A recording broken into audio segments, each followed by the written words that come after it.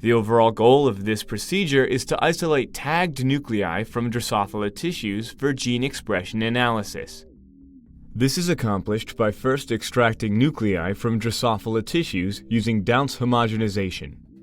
The second step is to incubate the nuclei with green fluorescent protein, or GFP, antibody-coated magnetic beads to enable the tagged nuclei to be specifically recognized by the GFP antibody. Next, the GFP-tagged nuclei are separated from other nuclei and cellular debris by placing the reaction tube next to a magnetic stand. The final step is to collect the bead-bound tagged nuclei and transfer them to a new tube for downstream gene expression analysis.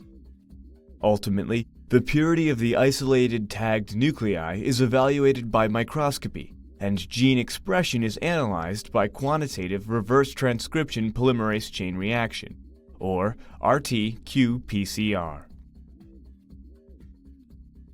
The main advantage of this technique over existing methods, such as fluorescence-activated cell sorting, or FACS, is that it can be achieved in the lab on your bench within a short amount of time and without the need for any specialized equipment.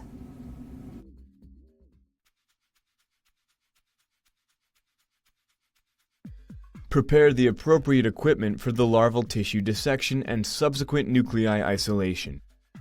In this demonstration, 2 pairs of sharp forceps, 1 siliconized 9-well glass plate, and PBT buffer is used.